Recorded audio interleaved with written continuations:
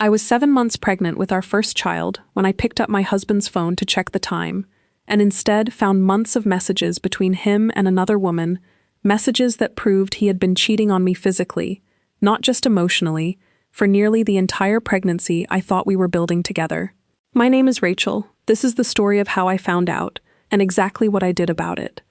I met my husband Mark 6 years ago at a mutual friend's barbecue, one of those easy, unplanned meetings that somehow turns into the biggest relationship of your life. He was funny in a way that didn't try too hard, attentive without being overwhelming, and within the first few conversations, I remember thinking that he felt different from anyone else I'd dated, steadier, more genuine, someone I could actually picture building a real life with. We dated for 2 years before he proposed, a simple, heartfelt proposal in the same backyard where we'd first met, surrounded by the same friends who had unknowingly introduced us. Our wedding was modest but joyful, and I remember standing at the altar feeling completely, uncomplicatedly certain that I had found the right partner for the rest of my life. The first 3 years of our marriage were, by most measures, genuinely happy ones. We both worked steady jobs. I was a paralegal at a mid-sized law firm, and Mark worked in operations management for a logistics company, and we built a comfortable, if unremarkable, life together. A small house in a quiet neighborhood, weekend dinners with friends, the ordinary rhythms of a marriage that felt, to me at least, solid and secure. We decided to start trying for a baby in our 4th year of marriage, a decision we made together after long conversations about timing, finances, and readiness. It took nearly a year of trying, including some difficult months of uncertainty, and a single early miscarriage that we grieved together, before I finally became pregnant with the child we would eventually learn was a daughter. I want to describe how genuinely happy I was during the early months of this pregnancy, because I think it matters for understanding the full weight of what I would eventually discover. Mark seemed, throughout the first trimester, every bit as excited as I was accompanying me to every prenatal appointment he could fit into his schedule, researching baby names with genuine enthusiasm, already talking about converting our small guest room into a nursery. I remember thinking, during those early months, that we had made it through the hardest part of trying to conceive, and were now entering the joyful, if exhausting, next chapter of our life together. The pregnancy itself was physically difficult for me, severe morning sickness that lasted well into the 2nd trimester, exhaustion that made even simple daily tasks feel overwhelming, the kind of physically demanding experience that made me deeply grateful during those months for what I believed was Mark's consistent support and understanding. Looking back now, I can identify small changes in Mark's behavior that began around the start of my 2nd trimester. Changes I dismissed at the time as ordinary stress related to his job, or simply the natural adjustment of preparing for parenthood,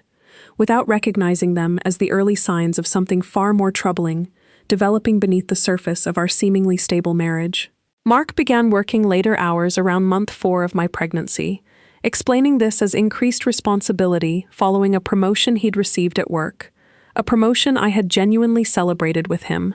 proud of his professional growth even as it meant less time together, during a period when I increasingly needed his physical presence and support. He became, gradually, more protective of his phone, a habit I initially attributed to work-related privacy concerns given his new management role. Taking calls in another room, keeping his phone with him, even during activities where he'd previously left it casually on the kitchen counter or coffee table. He also began attending what he described as networking events and work dinners with increasing frequency, always with reasonable-sounding explanations tied to his new position. Explanations I accepted without significant suspicion, trusting the same partner I had built 5 years of marriage with, trusting him even more deeply now that we were building a family together. I want to be honest that there were moments, scattered throughout these months, where a small flicker of unease crossed my mind, a slightly too quick explanation for a late night, a defensive edge in his voice when I asked ordinary questions about his schedule. But pregnancy, particularly a physically difficult one like mine, has a way of consuming so much of your attention and energy that these small warning signs receded easily into the background of my exhaustion and preoccupation with the more immediate physical demands of carrying our child. Around month 6 of my pregnancy, my sister and closest friends organized a baby shower, a joyful afternoon celebrating the approaching arrival of our daughter, surrounded by people who loved us and were genuinely excited for the family we were building. I remember this day clearly, in part because of a small, strange moment that I dismissed at the time but that I now recognize, with the clarity of hindsight, as significant. Mark had promised to attend the final hour of the shower, arriving to help transport gifts home and to share in some of the celebration with our broader circle of friends and family. He arrived nearly 90 minutes late, well past the time he'd committed to, offering a vague explanation about a work emergency that had required his immediate attention on a Saturday afternoon. I remember feeling a flash of genuine hurt and frustration in that moment, quickly suppressed in the interest of not creating tension during what was meant to be a joyful celebration, but a flash of emotion that, looking back, represented one of several small moments where some part of me was beginning to register that something didn't feel entirely right. My sister Jennifer mentioned to me privately later that same day that she'd noticed Mark seemed distracted throughout the portion of the shower he did attend,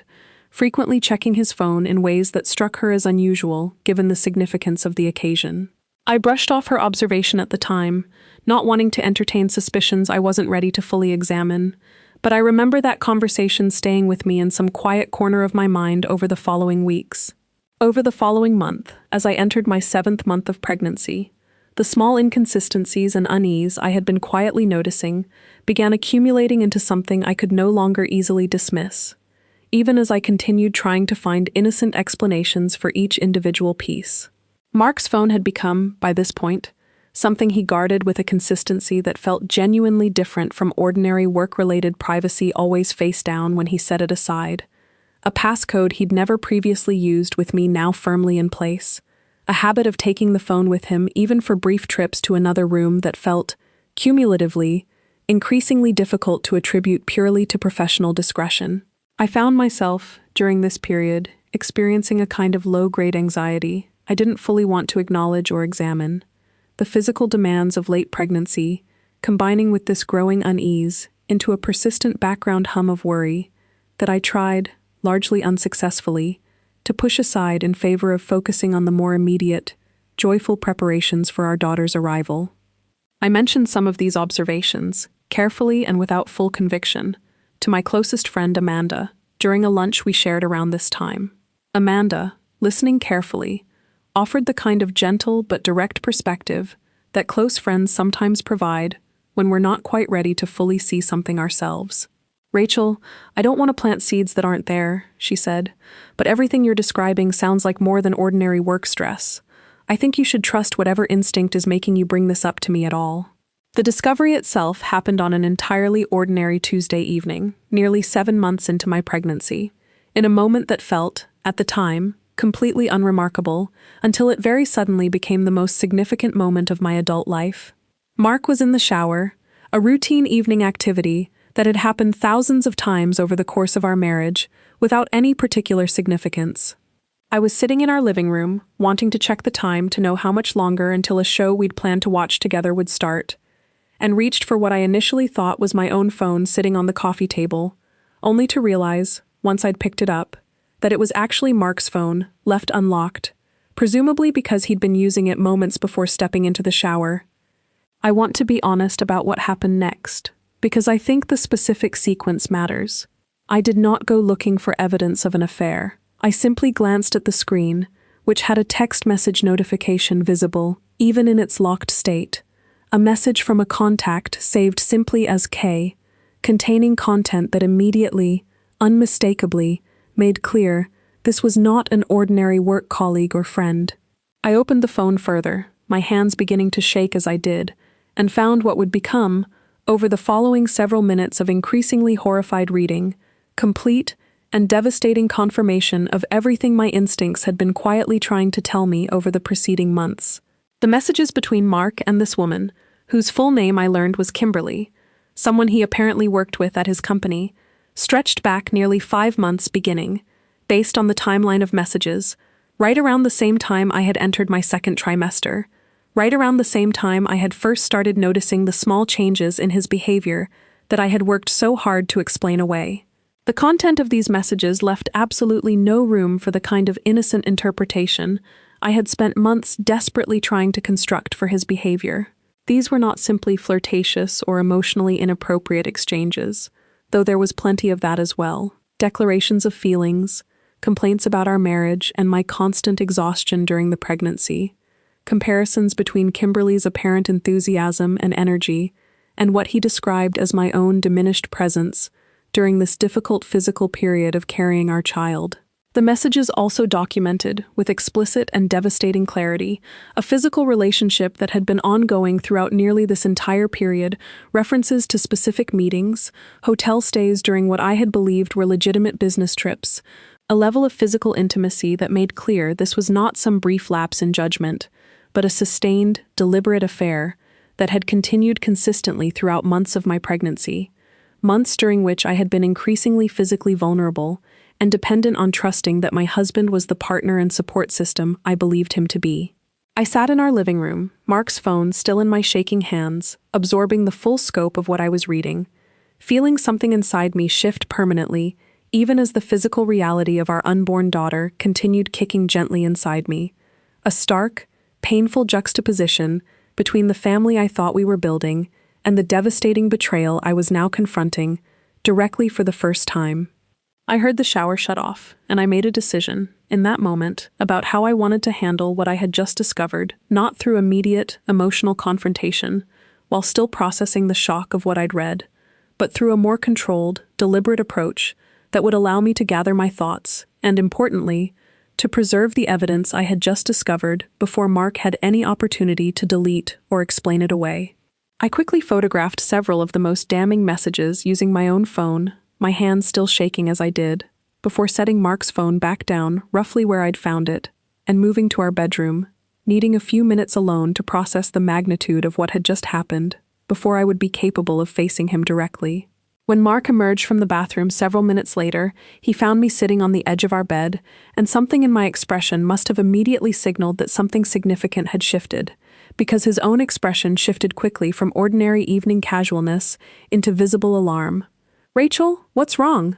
he asked, and I remember the strange, surreal quality of hearing genuine concern in his voice, even as I held definitive proof of his months-long betrayal. "I saw your phone, Mark," I said, my voice steadier than I expected it to be, drawing on some reserve of strength I didn't fully know I possessed until that exact moment. "I saw everything. Kimberly, the hotels, all of it. I need you to not lie to me right now, because I already know the truth." I want to describe Mark's reaction honestly, because I think the specific pattern of his response matters for understanding everything that happened afterward. His first instinct, for several long, painful minutes, was denial, attempting to explain away what I'd seen as misunderstood context, a colleague relationship that had become complicated, but that he insisted, even as I held photographic evidence contradicting his claims, had never become physical in the way the messages clearly documented. I let him continue this pattern of denial for a short time, watching with a strange, detached clarity, as my husband of 5 years constructed increasingly implausible explanations for content that left no reasonable room for innocent interpretation, before finally cutting through his continued deflection with direct, specific questions drawn from the actual content of the messages I had read. It was only once I quoted back specific details, the name of the hotel, the dates that corresponded precisely with business trips he had described to me, specific phrases from his own messages to Kimberly, that Mark's denial finally collapsed into a different kind of response. Tears, genuine seeming distress, and finally, a version of confession that still, even in that moment, felt more focused on managing the immediate crisis than on genuine accountability for what he had done. "Rachel, I don't know how this happened," he said. "I love you. I love our daughter. I don't know what came over me. Please, we can work through this. I'll end it completely, immediately. Please, don't let this destroy our family, right when we're about to become parents." I want to be honest about the complicated, overwhelming mixture of emotions I experienced sitting on our bed that evening, 7 months pregnant, absorbing both the devastating betrayal itself and my husband's immediate pivot toward damage control, rather than genuine accountability. Part of me, in that moment, felt the pull of exactly the fear Mark was implicitly invoking,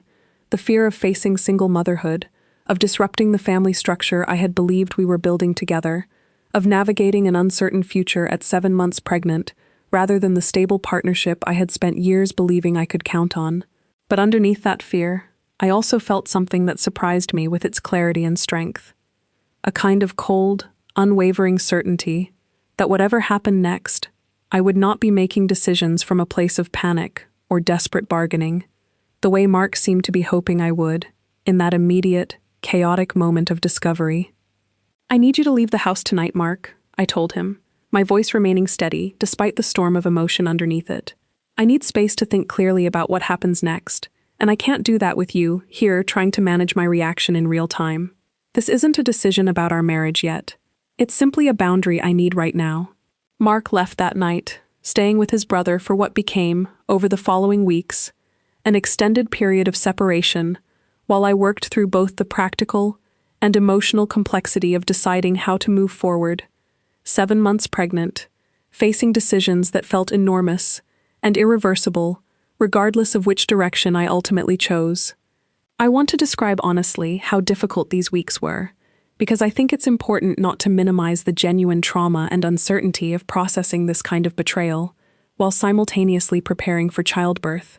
a physically and emotionally demanding convergence that tested every reserve of strength I possessed. I leaned heavily during this period on Jennifer and Amanda, both of whom provided consistent, practical support accompanying me to prenatal appointments Mark would ordinarily have attended,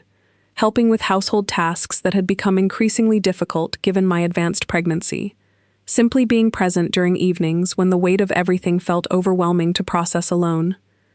I also, during this period, consulted with a family law attorney, a careful, experienced woman named Patricia Wells, understanding that regardless of what I ultimately decided about the future of my marriage, I needed clear information about my legal options and protections, particularly given the imminent arrival of our daughter and the complex practical realities of navigating custody, finances, and co-parenting arrangements that would need to be addressed regardless of the ultimate outcome. Throughout this period of separation, Mark made consistent, escalating efforts to demonstrate remorse and secure some path back toward reconciliation. Daily messages expressing regret, offers to attend couples counseling, elaborate promises about ending all contact with Kimberly, and rebuilding trust through whatever means I felt were necessary. I want to be fair in describing these efforts, because I think the full complexity of this situation matters. Some of what Mark expressed during this period struck me as genuinely felt, a real confrontation with the magnitude of what he had risked and potentially lost through his choices.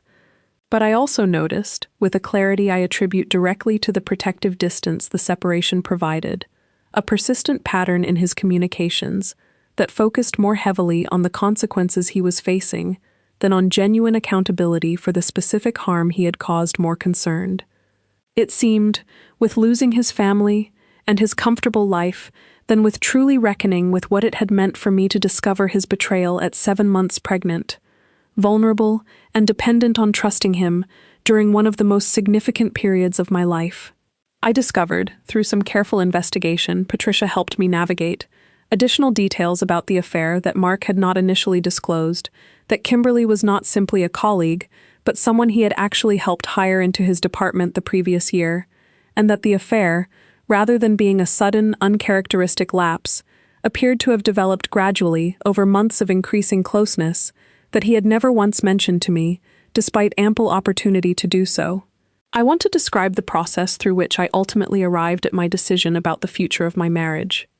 because I think it reflects something important about navigating this kind of crisis from a place of clarity, rather than either impulsive reaction or desperate fear-based bargaining. I gave myself, deliberately, the full remaining weeks of my pregnancy to sit with this decision, understanding that the magnitude of what I was deciding deserved careful consideration rather than either immediate reconciliation, driven by fear of single motherhood, or immediate, irreversible separation, driven purely by the acute pain of the initial discovery. I attended several sessions with an individual therapist during this period, separate from any couples counseling Mark had proposed,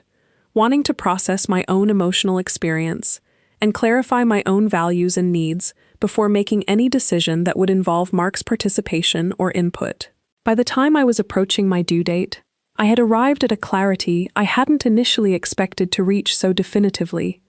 I would not be attempting reconciliation with Mark, not because I believed change was categorically impossible for him, but because I recognized, With the support of my therapist's careful guidance, that rebuilding genuine trust would require a level of sustained, demonstrated accountability over significant time that felt incompatible with the timeline of an approaching birth and the immediate demands of early parenthood that would follow it. I met with Mark, at 7.5 months pregnant, to communicate this decision directly, choosing a neutral setting, Patricia's office, actually, wanting the clarity and appropriate boundaries that setting would provide for what I anticipated would be an emotionally difficult conversation. Mark, I told him, I've thought about this as carefully as I possibly can, and I need you to understand that I'm not making this decision from anger or from wanting to punish you. I'm making it because I don't believe rebuilding trust is something that can happen on the timeline we're facing, with our daughter arriving in just a few weeks. I need to focus on becoming her mother without simultaneously trying to rebuild a marriage that was fundamentally broken by choices you made and sustained for months while I was pregnant and vulnerable. Mark's reaction to this news was a complicated mixture of continued pleading and, eventually, a kind of resigned acceptance that seemed to reflect at least some genuine understanding of the position his choices had put us both in. I understand, he finally said. I don't think you're wrong to make this decision, even though it's the hardest thing I've ever heard. I want you to know that whatever happens with us, I want to be a real, present father to our daughter. That part isn't negotiable for me, regardless of what happens between us. I told him I appreciated that commitment, and that we would need to work out, with Patricia's guidance, a co-parenting arrangement that served our daughter's best interests, separate entirely from the question of our marriage, which I had already decided would be ending through divorce. Our daughter Emily was born 3 weeks after this conversation, in a birth that, despite everything happening in the background of our marriage's dissolution, remained one of the most profound and joyful experiences of my entire life. Mark was present for the birth, an arrangement Patricia and I had carefully discussed beforehand, understanding that regardless of our marriage ending, Emily's birth represented a moment that belonged to her and to both of us as her parents, separate from the complicated reality of our romantic relationship's conclusion. I want to describe honestly how strange and complicated those first days of Emily's life felt, holding this perfect, entirely innocent new person who represented both the greatest joy of my life and a permanent lifelong connection to a man who had betrayed me so significantly during the very pregnancy that had brought her into existence. But I also found, in those early days, a clarity about my priorities that helped guide everything that followed. Emily deserved 2 parents who could interact with each other with basic respect and functional cooperation, regardless of the romantic relationship between us having ended. Over the following year, as Emily grew from a newborn into an increasingly alert, engaged baby, I focused deliberately on building a stable, independent life for the 2 of us, separate from the marriage that had ended, and separate too from any lingering hope or fantasy about eventual reconciliation with Mark.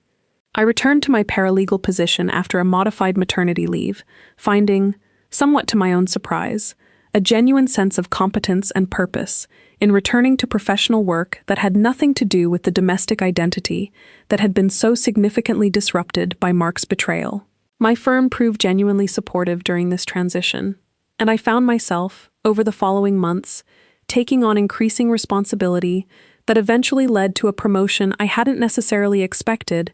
but that reflected the genuine skill and dedication I brought to my work, even while simultaneously navigating single motherhood. I also, during this period, worked deliberately to build a support network beyond just Jennifer and Amanda, joining a local group for single and divorced parents that provided both practical advice and genuine community during what remained, in many ways, a genuinely difficult transition. I found, through this group, that my experience, while painful, was far from unique, and that connecting with others navigating similar circumstances provided both comfort and practical wisdom about building a stable, fulfilling life as a single parent. Mark and I developed, over the first year of Emily's life, a co-parenting arrangement that, while not without occasional tension, remained functional and focused consistently on Emily's well-being rather than any residual conflict from our marriage's dissolution. Mark saw Emily consistently, according to a schedule Patricia had helped us formalize, and I want to acknowledge honestly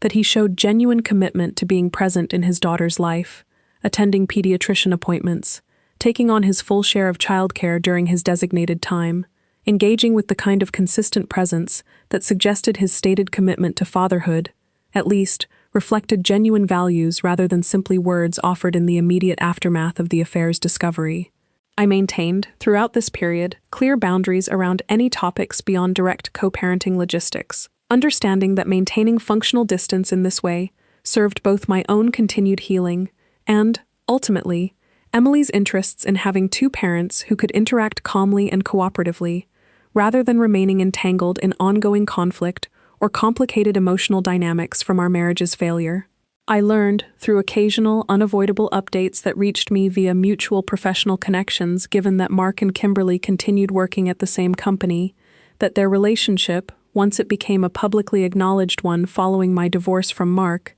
developed its own complicated trajectory over the following 2 years. Kimberly and Mark dated openly for approximately 18 months following my divorce from Mark, a relationship that, based on the fragments of information that reached me, appeared to struggle under exactly the kind of foundational instability you might expect from a relationship that began through infidelity and deception. They ultimately separated, according to what I eventually heard, amid what colleagues described as significant conflict and mutual accusations of dishonesty within their own relationship, a pattern that,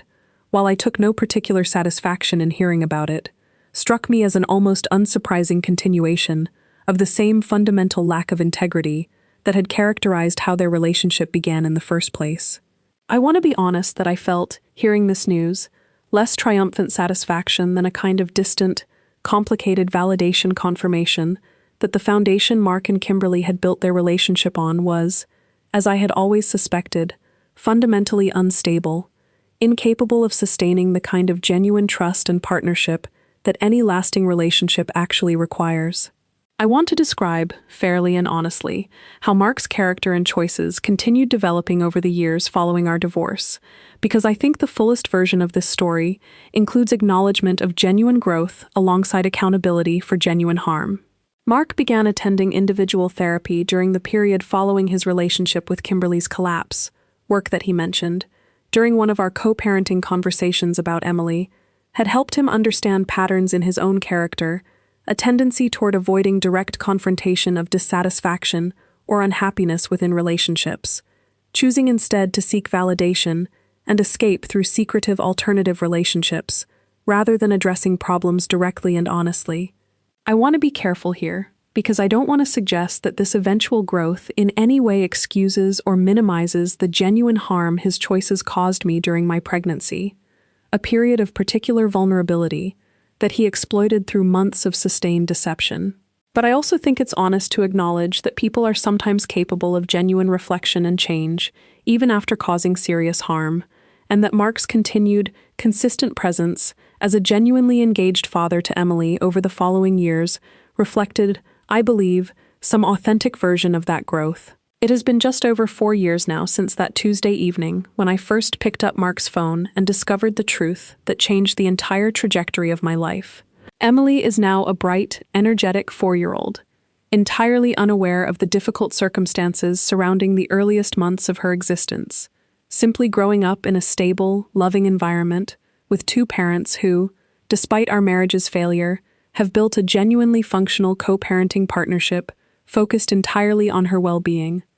I built, over these 4 years, a life I am genuinely proud of. Continued professional growth at my firm, a small but meaningful group of close friends who supported me through the hardest period of my adult life,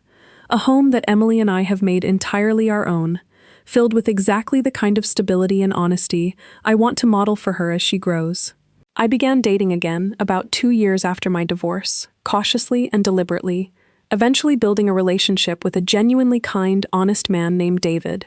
a relationship that has grown, over the past 18 months, into something I believe represents the kind of partnership I once believed I had with Mark, but that, I now understand with the clarity of hindsight, was missing some fundamental honesty and communication that David and I have worked deliberately to prioritize from the very beginning of our relationship. I want to address directly something I think many people watching this expect from a story with this title: some dramatic act of revenge, some deliberate scheme to punish Mark for what he did to me during my pregnancy. I want to tell you honestly that I never pursued anything resembling deliberate revenge against Mark. What I pursued instead, I believe, ultimately taught him a far more meaningful and lasting lesson than any act of vengeance could have provided.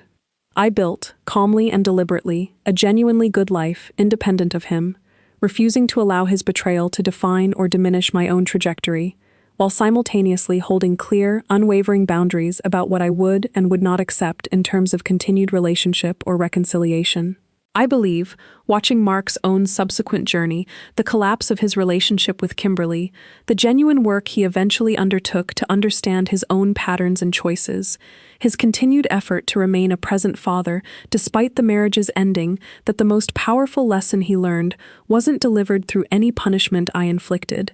but through simply witnessing, over years of continued co-parenting interaction, exactly what he had walked away from: a partner who responded to profound betrayal, not with destruction or desperate pleading, but with clear-eyed strength, healthy boundaries, and the patient, deliberate construction of a genuinely good life on her own terms. If you are reading this because you've discovered a similar betrayal, particularly during pregnancy or another period of significant vulnerability, I want you to hear something important. The fear of facing an uncertain future alone is real and valid, but it should never become the primary reason you choose to stay in a relationship that has fundamentally broken your trust through deliberate, sustained deception. I want you to know, too, that there is no single right way to respond to this kind of betrayal. Some people do successfully rebuild trust in marriage after infidelity, through genuine accountability and sustained effort from both partners. My own path led toward separation, not because reconciliation is categorically wrong, but because I recognized, through careful reflection rather than impulsive reaction, that the specific circumstances of my situation made rebuilding genuine trust incompatible with the immediate demands I was facing as I prepared to become a mother. Whatever path you choose, I hope you choose it from a place of clarity and self-respect rather than fear, understanding that your worth was never dependent on your partner's choices, and that building a genuinely good life, with or without them, remains entirely within your own power to construct, one deliberate, honest decision at a time. I thought the hardest part of my story was already behind me. I thought building a stable life for my daughter after her father's betrayal was the final chapter. I was wrong, because 2 years after our divorce, Mark did something that threatened to undo everything I had carefully built, and forced me to fight for my daughter in a way I never expected to have to. If you watched part 1, you know my name is Rachel, you know what Mark did while I was pregnant with our daughter Emily, and you know how I chose clarity and strength over revenge. This is what happened next. It was an ordinary Wednesday afternoon, about 2 years after Emily's birth, when I received formal legal notice that Mark had filed a petition seeking a significant modification to our custody arrangement, not simply adjusting the schedule we had maintained cooperatively for 2 years, but seeking primary physical custody of Emily, with my role reduced to standard visitation. I remember standing in my kitchen, the papers shaking slightly in my hands, feeling a wave of confusion layered over genuine alarm. Mark and I had maintained, throughout the 2 years since our divorce, exactly the kind of functional, cooperative co-parenting relationship I described in part 1, no significant conflicts, consistent adherence to our agreed schedule, a partnership that, while born from painful circumstances, had genuinely served Emily's stability and well-being. I called Patricia immediately, the same attorney who had guided me through the original divorce, and her initial reaction mirrored my own confusion. "This is a significant escalation from the pattern you two have maintained," she told me.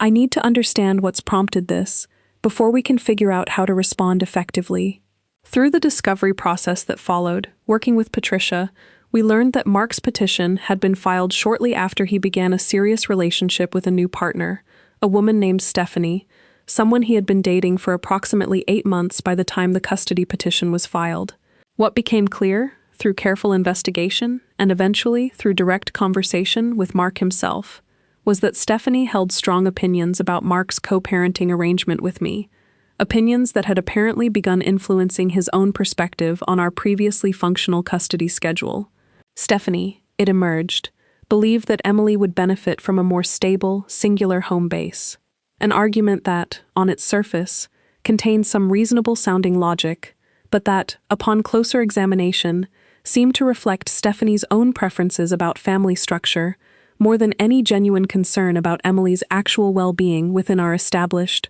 functional arrangement. I want to be fair in describing this situation, because I think the full complexity matters. Mark's petition, whatever its underlying motivation, technically operated within his legal rights as Emily's father, and I needed to respond to it through appropriate legal channels, rather than simply through personal frustration at what felt like an unnecessary disruption to an arrangement that had been working well for our daughter. Patricia and I worked together over the following weeks to prepare a comprehensive response to Mark's petition, gathering documentation of the stable, cooperative co-parenting relationship we had maintained, evidence of Emily's consistent thriving under our existing arrangement, and testimony from Emily's pediatrician and preschool teachers regarding her healthy development and adjustment. I also, during this period, made a deliberate choice to request mediation before proceeding to a full contested custody hearing, understanding that a collaborative resolution, if achievable, would likely serve Emily's interests better than an adversarial court battle between her two parents, regardless of how frustrated and hurt I felt about Mark's unexpected escalation. Mark agreed to mediation, and we met, over the course of 3 sessions, with a neutral family mediator, working through the underlying concerns driving his petition. It was during these sessions that a fuller, more complicated picture emerged, one that included both Stephanie's influence on Mark's perspective, but also, I came to understand through careful listening,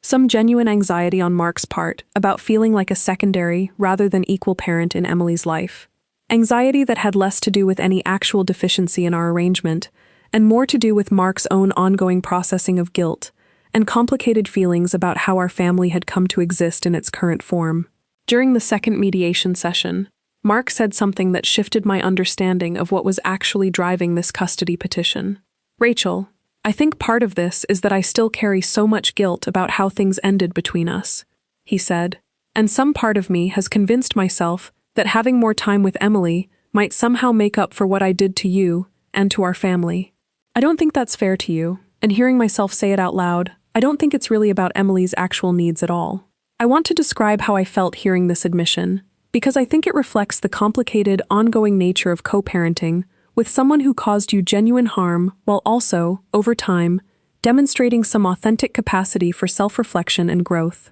Part of me felt real frustration that Emily's stability had been put at risk by what amounted to Mark's own unresolved guilt, rather than any genuine concern about her well-being.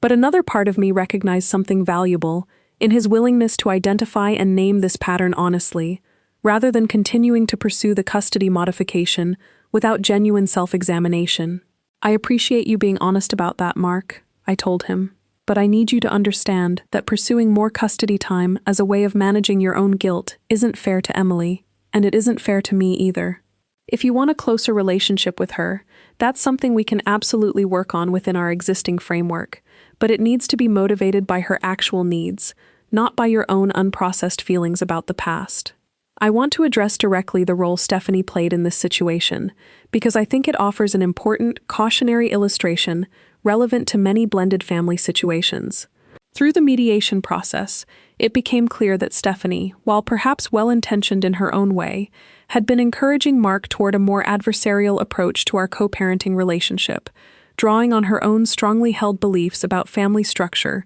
without genuine understanding of the specific history and dynamics that had led Mark and me to build the particular cooperative arrangement we had established. I chose, during this period, not to engage in any direct conflict with Stephanie, understanding that she was not a party to our custody arrangement, and that any resolution needed to happen directly between Mark and me as Emily's parents, with appropriate legal guidance rather than personal conflict with Mark's new partner. I did, however, express to Mark directly that I needed him to make clear to Stephanie that decisions about Emily's care would continue to be made collaboratively between her two parents, not influenced by a partner who, however important to Mark's own life, did not carry the same history or standing regarding decisions about our daughter's well-being. Mark, to his credit, took this feedback seriously, and by the third mediation session, he had withdrawn the custody modification petition entirely,